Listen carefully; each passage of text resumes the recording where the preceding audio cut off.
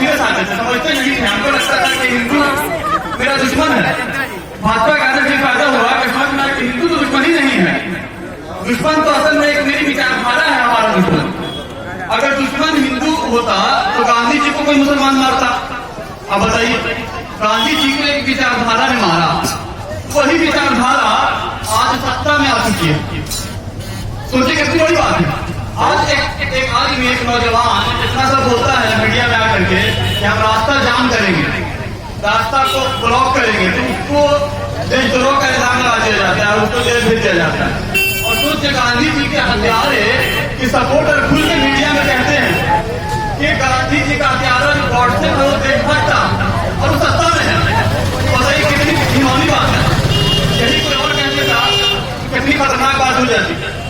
तो हमारे पास में हमको समझ में आया कि हमारी जो जंग है वो एक विचारधारा से है। पहली बात, वो विचारधारा किसी को नहीं देखती है, वो बस अपना वर्चस्व काम करना चाहती है। वो बस चाहती है कि उसी की बात सुनी जाए और किसी के न सुनी जाए। इसीलिए इसी चक्कर में गांधी जी की हत्या कर दी गई, जिनको फादर ऑफ नेशन कहा जाता है। इसी का शिकार हो गए वही भी। गांधी जी चाहते थे हिंदू मुस्लिम मिलजुल कर रहे, सब भाई भाई है, एक साथ रहे, सब हिंदुस्तान के रंग बिरंगे फूल हैं, सारे रंग बिरंगे फूल रहे हैं। लेकिन वो विचारधारा क्या चाहती है? वो चाहती है कि बस एक ही फूल रहे, वो फूल है कमल का फूल, बाकी तमाम फूलों को उजाड़ दिया जाए। यही वो विचारधारा है। अब इस विचारधारा ने क्या किया, देखा कि कुछ तकलीफ होती है, बड़ी कुश्ती होती है, सब लोग मिलजुल कर रहे रहते हैं। तो हिंदू को बना करके दिखाते कि मुसलमान तुम्हारा दुश्मन है, और मुसलमान को बना के दिखाते कि हिंदू तुम्हारा दुश्मन है। पहले इस चीज को हम लोग अच्छे से समझ जाए। हमारा दुश्मन जो है वो एक विचारधारा है। अभी योगी जी ने दिल्ली के इलेक्शन में खुलेआम कहा कि पुरानी पार्टी आपको बिरयानी खिलाती है और हम गोली खिलाते हैं, हम गोली खिला रहे हैं, और ये अंतर है। तो उन्होंने खुद अंतर बता दिया कि हम किस विचारधारा से, वही गोली खिलाया था गांधी जी को, और भूल करके बोल रहे हैं। इसको हम लोग को समझना चाहिए। हमको भी नहीं समझना आता है। काफी अध्ययन किया, पढ़ा लिखा, राजनीति में स्टूडेंट से राजनीति ज्ञान नहीं था, तब समझ में आएगा क्या ये तो एक बहुत जबरदस्त विचारधारा है जो सबको मारेगी। आज मुसलमान का नाम लेकर मुसलमान को पीट रही है, कभी दलित को पीटेगी, कभी सिख को पीटेगी, कभी गरीब को पीटेगी।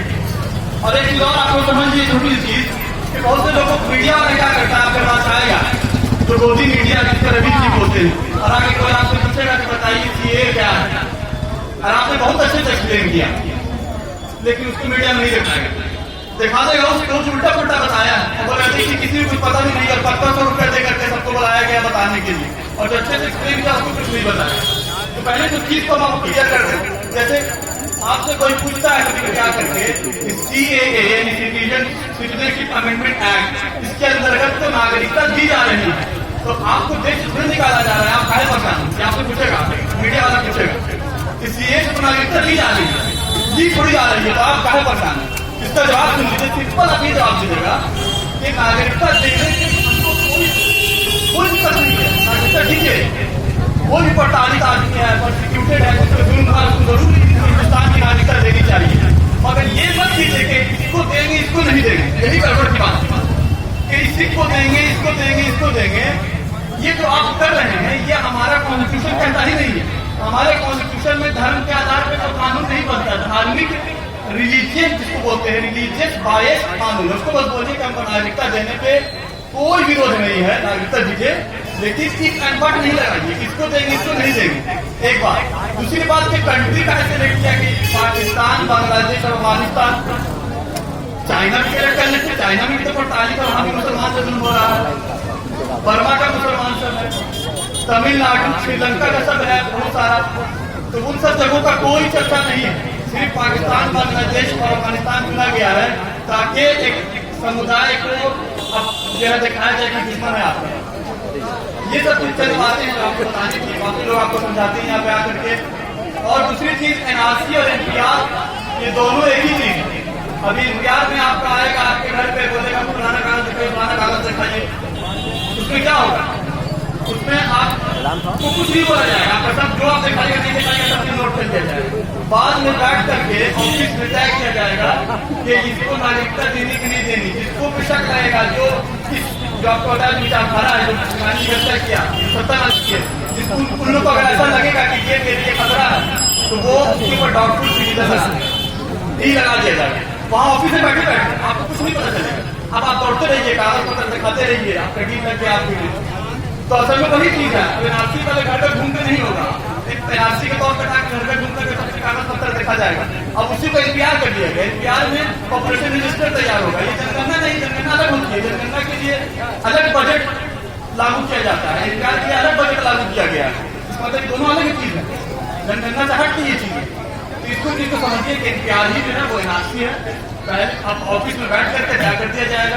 इसीलिए अभी सलमान अली साहब ने आपको सुनाया, कागज नहीं दिखाएंगे, दिखाएंगे जिसपे डॉक्टर सीजन लग जाएगा उसको आगे दिखाना पड़ेगा, डॉक्टर ही है। यही इस बातें जिसका समझिए, ज्ञान भी कीजिए और मनोरंजन भी कीजिए। बस वो गृह मंत्री जो बोल रहे हैं कि हमको लिखित दे दिए कि एनआरसी नहीं आएगा, क्या? हाँ, यहाँ पे एक ये भी सवाल है कि गृह मंत्री एक चीज समझिए, एक पॉलिटिक्स का रूल है, अंग्रेज का दूसरा डिवाइड एंड रूल, भाजपा का है डेविएट एंड रूल। हाँ, क्या बात है, बहुत अच्छा। अच्छा, भटका दी लोगों को। मोदी जी आके बोलेंगे कि एनआरसी में कोई चर्चा नहीं हुई, और अमित शाह बोलेंगे कि जो है हम एक चीज नहीं हटेंगे और पूरे एक ही जगह एनआरसी लागू करेंगे। अब तो जाने पब्लिक परेशान, मोदी जी को बोलेंगे, मोदी तो कहते हो एनआरसी कोई चर्चा ही नहीं हुई है, कंफ्यूजन में आपको डाल दिया। तो ये डेविएट एंड रूल है। अब देखिए जैसे मतलब भरम फैला रहे हैं, मोटा मोटी भरम फैला रहे हैं। एक इंग्लिश का फ्रेज है कि if you can not give answer create confusion, और आंसर नहीं तो कंफ्यूजन क्रिएट करिए। हम लोग क्या टीचिंग लाइन में शुरू में बहुत चीज नहीं जानते, बच्चा सवाल किया सर ये कैसा कहता नहीं, अब बोलो खराब लग रहा है पता नहीं, तो क्या करते हैं बच्चा ने कुछ साबित कर दिया, बच्चों को कंफ्यूज कर दिया। वो समझ नहीं रहा कि मना करता अच्छा एक्सप्लेन किया, हमको नहीं समझ आया, तो अच्छा ठीक है, तो अपनी इज्जत भी बच गई। सोच है बच्चा सवाल जाकर नहीं बनाया, वही पानी का रखती है, मिला जुला के घुमा रहे हैं, घुमाते रहिए, ठीक है, घुमाते रहिए आदमी को। अब आदमी घूमेगा थोड़े, अजब नहीं आता है, अब घूमेगा थोड़े। तो यही चीज है जो समझने की जरूरत है। वाकई ये सब हमारे